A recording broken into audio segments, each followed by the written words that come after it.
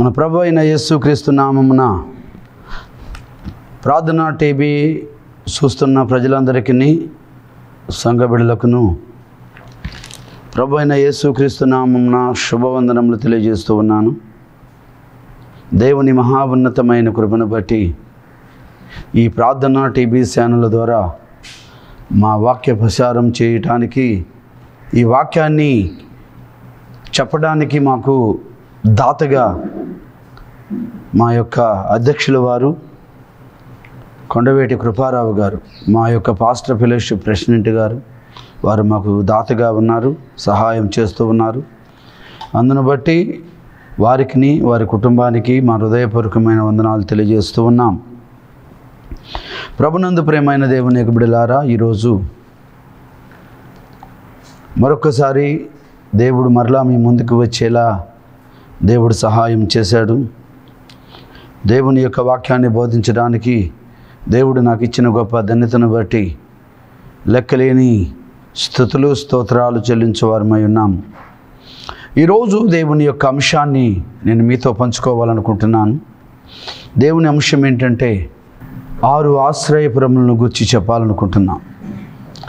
ఈ ఆశ్రయపురాలు ఎక్కడి నుండి వచ్చినవి, ఎవరికి అప్పగించారు, ఈ యొక్క 6 ఆశ్రయపురాలు ఎవరికి ఇచ్చాడు, ఈ ఆశ్రయపురాల్లో ఎవరు ఉండాలి, ఈ ఆశ్రయపురాలను గురించి దేవుడు ఎవరితో మాట్లాడాడు. ప్రభునందు ప్రియమైన దేవుని బిడ్డలారా, ఈ 6 ఆశ్రయపురాలు దేవుడు మోషేతో మాట్లాడి లేవీలకు వారి పల్లెలకు ఆశ్రయపురాలను కట్టించి, ఈ ఆశ్రయపురాల్లో ద్వారా వారు బ్రతుకున్నట్లుగా, ఈ ఆశ్రయపురాలకు వచ్చిన వారు భక్తిని నేర్చుకున్నట్లుగా, ఈ ఆశ్రయపురాలకు వచ్చిన వారు మేలు చూసినట్లుగా దేవుడు లేవీలకు ఇది స్వాచ్ఛముగా ఇచ్చారు. కనుక దేవుడు మహోన్నతమైన అద్భుతమైన ఈ ఆశ్రయపురాలను గూర్చి దేవుని యొక్క సన్నిధిలో మనం ఈరోజు పాఠముగా నేర్చుకోబోతూ ఉన్నాము. జాగ్రత్తగా వినండి సోదరి సోదరులారా, నా ప్రియ సహోదరులారా. ఈరోజు దేవుని యొక్క వాక్యము మీరు టీవీ ముందు కూర్చుని వింటున్నారని మేము నమ్ముతున్నాము. ప్రతి మాట మీరు మీ హృదయంలో ఉంచాలి, ప్రతి మాట మీ చెవులారా వినాలి. విన్నదాన్ని గ్రహింపులోనికి తెచ్చుకోవాలి. గ్రహించిన దాన్ని అవలంబించేవారిగా ఉంటే మన జీవితాలు ఫలభరితముగా ఉంటాయి. ఈరోజు 6 ఆశ్రయపురాలను గురించి మాట్లాడుతున్నాను. పరిశుద్ధ గ్రంథంలో నుండి సంఖ్యాకాండము 35వ అధ్యాయము 6వ వచనాన్ని చదువుకుందాము. మరియు మీరు లేవీయులకు చూసు పురములలో 6 ఆశ్రయపురములు ఉండవలను.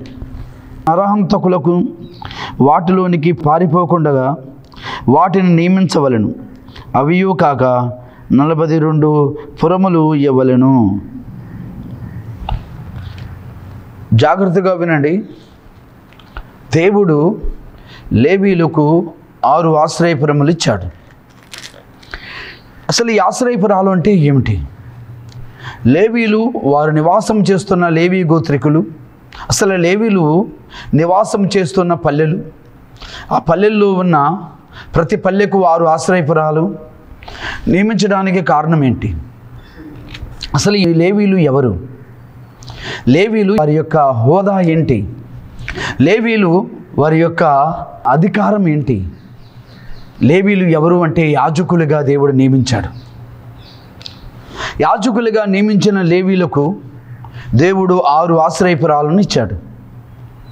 ఈ 6 ఆశ్రయపురాలలో ఎవరు ఉండాలి, ఎవరు రావాలి, ఎవరు వస్తే ఈ ఆశ్రయపురాల ద్వారా మేలు పొందుతారు? ఇక్కడ రాయబడిన మాట, ఈ ఆశ్రయపురాల్లోనికి వచ్చేవారు ఎవరు అంటే నరహంతకులు రావాలి, దొంగలు రావాలి, వ్యభిచారులు రావాలి, అబద్ధికులు రావాలి, మోసగాళ్ళు రావాలి, క్రూరమైన నరహంతకులు కూడా రావాలి. వారి కోసం ఈ యొక్క ఆశ్రయపురాలను కట్టించాడు. కట్టించమని దేవుడు మాట్లాడాడు. ఈ ఆశ్రయపురాలు ఆత్మీయ అనుభవంలోనికి మనం వస్తే ఒక్కొక్క పురము ఒక్కొక్క సంఘమునకు సాదృశ్యమై ఉన్నది. దేవుడు తన స్వరక్తం ఇచ్చి సంపాదించిన సంఘం అంట. అంటే దేవుని మందిరము. ఈ మందిరంలోనికి ఎవరు రావాలి అంటే నరహంతకులు రావాలి, వ్యభిచారులు రావాలి, అబద్ధికులు రావాలి, దుర్మార్గులు రావాలి, పాపులందరూ రావాలి దేవుని మందిరంలోకి. ఈ మందిరంలో ఏం దొరుకుతుంది అంటే, ఈ ఆశ్రయపురాల్లో ఏం దొరుకుతుంది అంటే క్షేమము దొరుకుతుంది.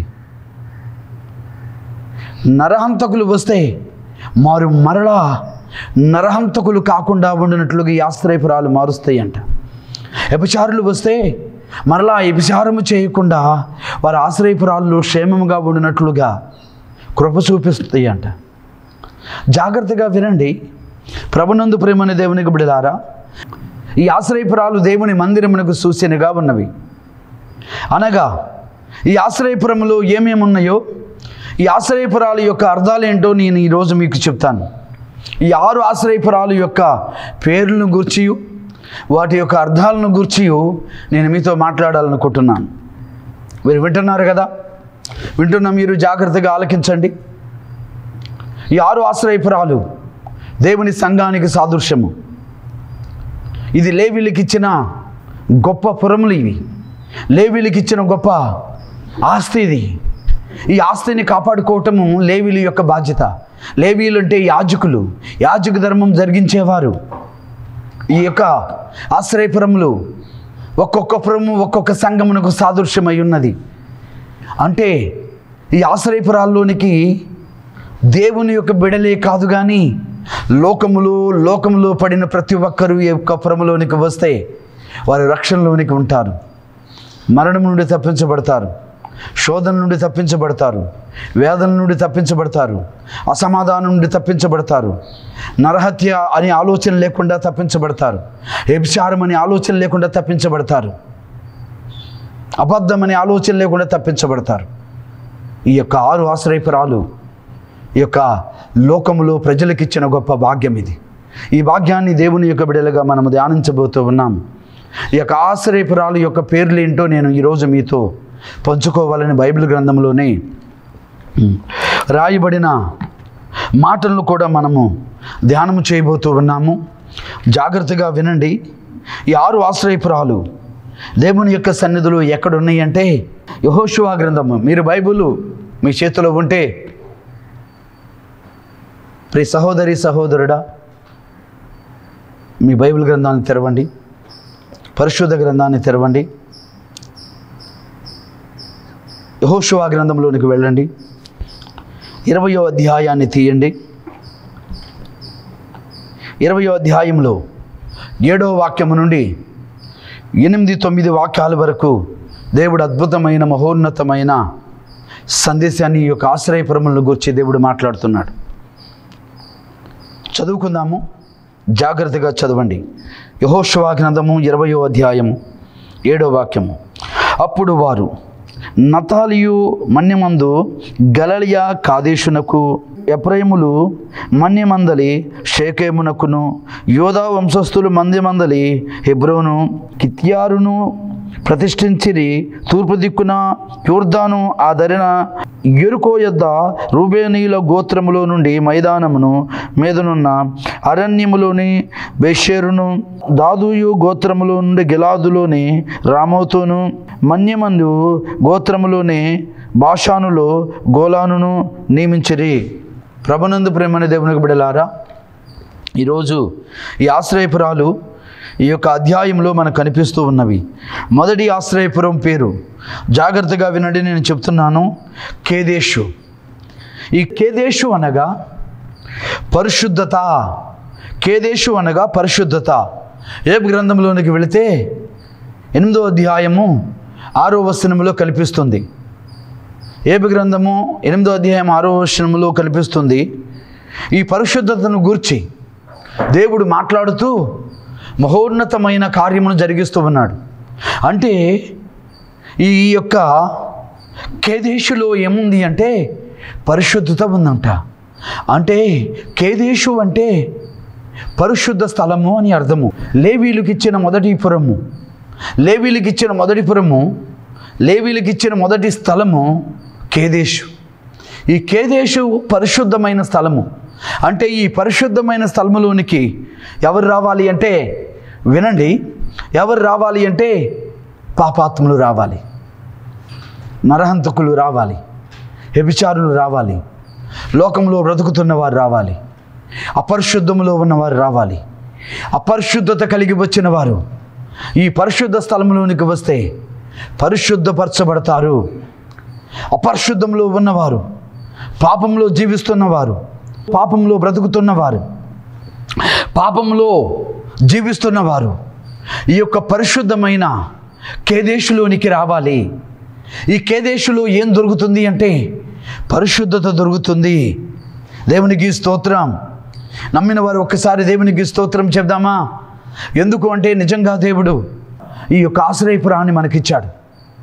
నిజంగా మనుషుడు పాపంలో పడినప్పుడు పాపం నుండి విడుదల కావాలి. పాపం పోయే స్థలం ఎక్కడ ఉంది? పాపమునకు క్షమాపణ పోయే స్థలం ఎక్కడ ఉంది? పాపమునకు పరిహరించే స్థలం ఎక్కడ ఉంది అని మనం ఎదుక్కోవాలి. అది ఎక్కడ ఉంది అంటే కేదేశులోనే ఉంది. కేదేశులో అనబడిన ఒక పురం ఉంది. ఆ పురములోనే మనకు దొరుకుతుంది. అనగా అది పరిశుద్ధమైన స్థలము. ఈ పరిశుద్ధ స్థలాన్ని ఎవడును అపవిత్రపరచలేడు. ఈ పరిశుద్ధ స్థలాన్ని ఎవడు చెరపలేడు. ఈ పరిశుద్ధ స్థలాన్ని ఎవరునూ పాడు చేయలేరు. అంటే పాడైపోయిన వారే ఈ పరిశుద్ధ స్థలంలోనికి రావాలి. పాడైపోయిన వారే ఈ పరిశుద్ధ స్థలంలో ఉండాలి. ఈ పాడైపోయిన వారే ఈ పరిశుద్ధ స్థలాన్ని చూడాలి. అంటే ఈ పాడైన అపరిశుద్ధమైన బ్రతుకులను ఈ పరిశుద్ధ స్థలము వారి జీవితాన్ని మారుస్తున్నది, వారి జీవితాన్ని కట్టుతున్నది. అంటే కేదేశులు పరిశుద్ధత ఉంది, ఈ పురములో పరిశుద్ధత ఉంది. అందుకని యోబు భక్తుడు ఈ యొక్క అద్భుతమైన మాట రాస్తూ ఏమంటున్నాడు అంటే, నిజంగా దేవుని యొక్క వాక్యము ఇదిగో మనతో మాట్లాడినప్పుడు యోబు గ్రంథంలో రాయబడిన మాట, 8వ అధ్యాయములో రాయబడిన మాట, నిజంగా నీవు దేవునికి విష్టుడిగా బ్రతుకుతున్నావో, దేవునికి విష్టురాలుగా బ్రతుకుతున్నావో లేదో ఒక్కసారి నిన్ను నీవే పరీక్షించుకో. నీవే ఇదిగో 8వ అధ్యాయము 6వ వచనంలో దేవుడు చెప్తున్నాడు. 8వ అధ్యాయం 6వ వచనాన్ని చూస్తే ఏమంటున్నాడు తెలుసా? నీవు పవిత్రుడవై యథార్థవంతుడవైన ఎడల నిశ్చయముగా ఆయన నీ యందు శ్రద్ధ నిలిపి నీ నీతికి తగినట్లుగా నీ నివాస స్థలమును వరిదిల్లింప చేయను. జాగ్రత్తగా వినండి. అంతకుముందు నీకు ఆశీర్వాదం లేదు, వర్ధిల్లే అవకాశం లేదు, యథార్థవంతుడివి కాదు. అంతకుముందు నీవు ఇదిగో శ్రద్ధ కలిగి బ్రతకలేదు. అంతకుముందు నీవు అపరిశుద్ధుడిగా ఉన్నామేమో. అపరిశుద్ధుడిగా ఉన్న నీవు, అపరిశుద్ధుడిగా ఉన్న మీరు, అపరిశుద్ధురాలుగా ఉన్న నీవు దేవుని సన్నిధిలో కేదేశులోనికి వస్తే పరిశుద్ధులు అవుతారంట. కేదేశులు అనబడిన పరిశుద్ధ స్థలంలోనికి వస్తే యథార్థత అనే జీవితం నీకు దొరుకుతుందంట. నిశ్చయముగా నీవు శ్రద్ధ నిలుపుతావంట. నీ శ్రద్ధను బట్టి, నీ నీతిని బట్టి నీ నివాస స్థలమును దేవుడు వర్ధిల్లింపజేస్తాడంట. ఈరోజు నిజంగా ప్రియ సహోదరి సహోదరులారా, ప్రార్థన టీవీ ఛానల్ చూస్తున్న భక్తులారా, మీరు దేవుని యొక్క సన్నిధిలో పరిశుద్ధులు కావాలి. పరిశుద్ధులు కావాలి అంటే కేదేశులోనికి రావాలి. అంటే కేదేశులో ఏముంది అంటే పరిశుద్ధత ఉంది, పరిశుద్ధత ఉంది. ఆ పరిశుద్ధతను మీరు చూడాలి. ఆ పరిశుద్ధులు అయితే మీలో యథార్థత దొరుకుతుంది. పరిశుద్ధులు అయితే మీలో నీతి ఉంటుంది. పరిశుద్ధ స్థలములోనికి వస్తే మీరు శ్రద్ధ నిలుపుతారు. పరిశుద్ధ స్థలములోనికి వస్తే నీ నివాస స్థలమును దేవుడు వర్ధిల్లింపజేస్తాడు. గమనించారా? మరొక ఆశ్రయపురాన్ని నేను మరలా మీతో పంచుకోవాలనుకుంటున్నాను. మొదటి ఆశ్రయపురం పేరేంటి చెప్పండి? కేదేశు. కేదేశు అనగా పరిశుద్ధ స్థలము అని అర్థము. రెండో ఆశ్రయపురాన్ని మరలా నేను మీతో మాట్లాడుతున్నాను. రెండో ఆశ్రయపురం పేరు షేకెము. షేకెము అనగా భుజబలము. జాగ్రత్తగా ఆలోచన చేయండి. షేకెము అనగా భుజబలము. షేకెములో ఏముంది అంటే నిజంగా భుజాల మీద బలం ఉందంట. అసలు ఈ భుజాల బలం ఎవరిది? యెషయా గ్రంథంలోనికి వెళ్దాము. యెషయా గ్రంథంలోనికి వెళ్తే దేవుడు మాట్లాడుతున్నాడు. 9వ అధ్యాయము, యెషయా గ్రంథము 9వ అధ్యాయము 6వ వాక్యాన్ని చూద్దాము. వేలయనగా మనకు శిశువు పుట్టెను, మనకు కుమారుడు అనుగ్రహింపబడెను, ఆయన భుజముల మీద రాజభారముండెను, ఆశ్చర్యకరుడు, ఆలోచనకర్త, బలవంతుడైన దేవుడు, నిత్యుడగు తండ్రి, సమాధానకర్తకు అధిపతి అని అతనికి పేర్లు పెట్టబడను. నిజంగా ఆలోచన చేశారా? ఇక్కడ దేవుని యొక్క వాక్యము ఏమని సెలవిస్తుంది అంటే, రెండో ఆశ్రయపురమును గురించి మనం మాట్లాడుకుంటుంటే, రెండో ఆశ్రయపురము దేవుని యొక్క సన్నిధిలో షేకేము అనగా భుజబలము. అసలు ఈ భుజబలము ఎవరిది? అసలు ఈ భుజబలము ఎవరిచ్చింది అంటే, ఇదిగో ఈ భుజాల మీద ఏ భారం ఉంది? మనకు కుమారుడు అనుగ్రహింపబడును, ఆయన భుజాల మీద రాజభారం ఉన్నదంట. ఏ భారం ఉంది? రాజభారం ఉందంట. ఈ రాజభారం అంటే ఏంటో తెలుసా? పాపభారము. రాజభారం అంటే ఏంటో తెలుసా? మనము చేసిన పాపము. ఈ పాపము ఎవరు మోసారో తెలుసా? పరిశుద్ధుడైన దేవుడు ఈ పాపభారాన్ని తన భుజాల మీద మోసుకుని పోయాడు.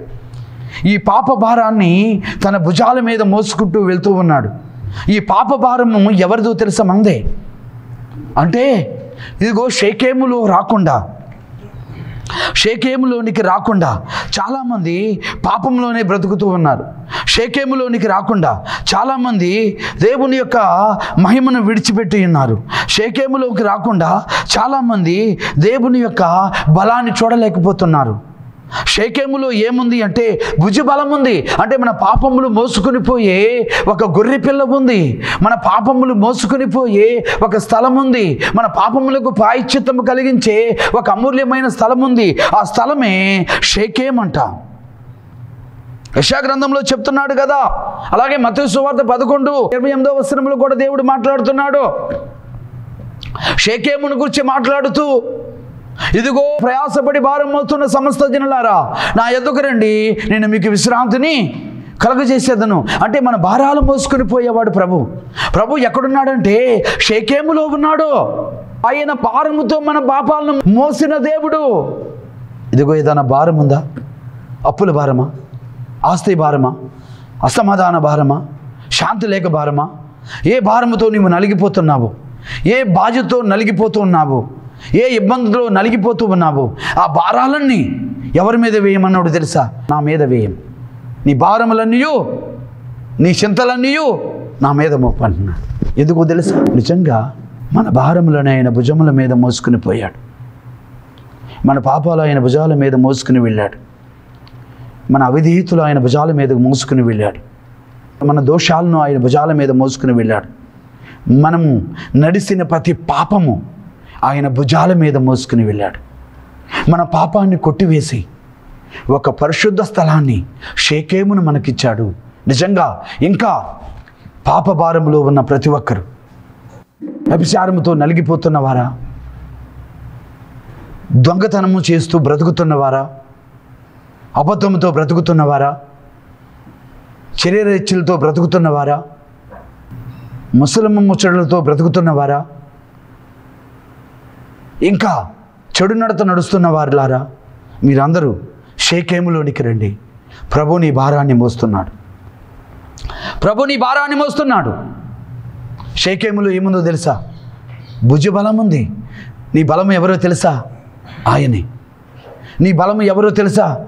ఆయనే. ఆయన బలము నీలోకి వస్తే నీవు ఆశీర్వాదకరముగా ఉంటావు. ఆయన బలము నీలోనికి వస్తే దీవెనకరముగా ఉంటావు. ఇదిగో ఆయన బలవంతుడని నీవు గ్రహిస్తే నీ భారాన్ని ఆయన మీద వేస్తావు. నీకు బాధ్యత ఉంది కానీ, నీకు భారం ఉంది కానీ, ఆ భారాన్ని ఎవరి మీద వేయాలో నీకు ఆలోచన లేదు. నీ చుట్టుపక్కల ఉన్న వారి మీద ఇదిగో చెప్పుకుంటున్నావు. ఇదిగో అయ్యా నాకు ఎలా ఉంది, అయ్యా నాకు ఈ భారం ఉంది, అయ్యా నాకు ఈ కష్టం ఉంది, నాకు ఈ ఇబ్బంది ఉంది, నాకు ఈ శ్రమ ఉంది అని చెప్పుకుంటూ బ్రతుకుతున్నావు. కానీ నిజముగా షేకేములోనికి వచ్చి దేవుని దగ్గర మన భారాన్ని మోసే ప్రభు దగ్గర మనం అడుగుతున్నామో లేదో ఒక్కసారి ఆలోచన చేయి.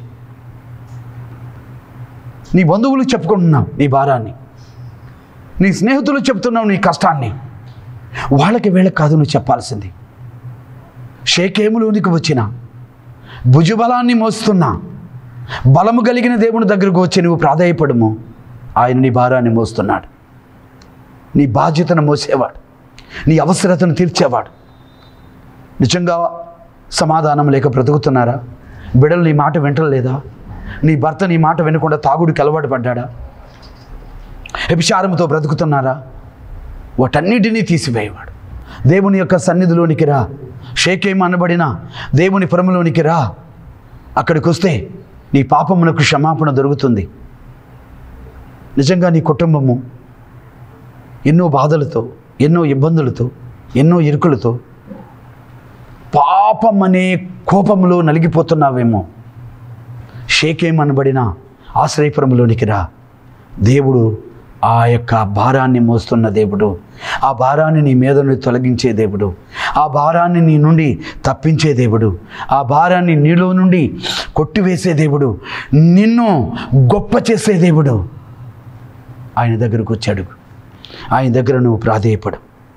ఇది లేవీయులకు ఇచ్చిన గొప్ప భాగ్యం, యాజకులకు ఇచ్చిన గొప్ప భాగ్యం. యాజకుడు నీ కొరకు ఉన్నాడు. నీ యాజకుడు నీ కొరకు ప్రార్థన చేస్తున్నాడు. నీ యాజకుడు నీ కొరకు మొరపెడుతున్నాడు. నీ యాజకుడు నీ కొరకు జ్ఞాపన చేస్తున్నాడు. అయ్యా నా ప్రజలు ఇంకా పాప భారంతోనే బ్రతుకుతున్నారయ్యా. ఇంకా నా ప్రజలు వ్యభిచారంలోనే ఉంటున్నారయ్యా. ఇంకా నా ప్రజలు లోకంలోనే బ్రతుకుతున్నారయ్యా. అటు బిడ్డలందరినీ తీసుకుని రాయ్యా, షేకేములోనికి తీసుకుని రాయ్యా. అయ్యా, వారి పాపమును మోసే దేవుడవు నీవున్నావని నీ యాజకుడు నీ వైపు చూస్తున్నాడు. లేవీడిగా ఉండి నీ వైపు చూస్తున్నాడు. ప్రియ సహోదరి, సహోదరుడా, నీవెక్కడికి వెళ్తావు? ఎవరిని అడుగుతావు? ఇదిగో నాకు ఈ భారం ఉందని ఎవరికి చెప్పుకుంటావు? చెప్పిన వారు తీర్చగలరా? ఇదిగో నాకు ఈ సమస్య ఉంది, ఇదిగో ఈ రోగం నాకుంది అని బయట వారికి చెప్తున్నావేమో. అసలు చెప్పవలసిన వారికి చెప్పలా. అసలు రావలసిన స్థలానికి రాలా. నీవు రావలసిన స్థలం ఎక్కడుందో తెలుసా? నీ మందిరమే, నీ దగ్గర ఉన్న మందిరమే, నీ సేవకుడే. నీ సేవకుడు అంటే భయం ఉందా నీకు? నీ సేవకుడు బాధ్యత కలిగిన వాడని గుర్తించావా? ఇదిగో మందిరం అని గుర్తించావా? అన్యులైతే నిజంగా మీకోసం ప్రార్థన చేస్తున్నాడు. మీ గ్రామంలో ఉన్న సేవకుడు నీకోసం కన్నీరు కారుస్తున్నాడు. ఇదిగో కులంతో పని లేదు, మార్గంతో పని ఉంది. మతంతో పని లేదు, మార్గంతో పని ఉంది. నీ సమస్యలు మోయటానికి ప్రభువు ఉన్నాడు. నీ అవసరతలు తీర్చడానికి ప్రభువు ఉన్నాడు. ఆయన నీ అవసరతలు తీర్చేవాడు, నీ భారాన్ని మోసేవాడు. షేకేములోనికి రా. షేకేం అనబడిన ఆశ్రయపురములోనికి రా.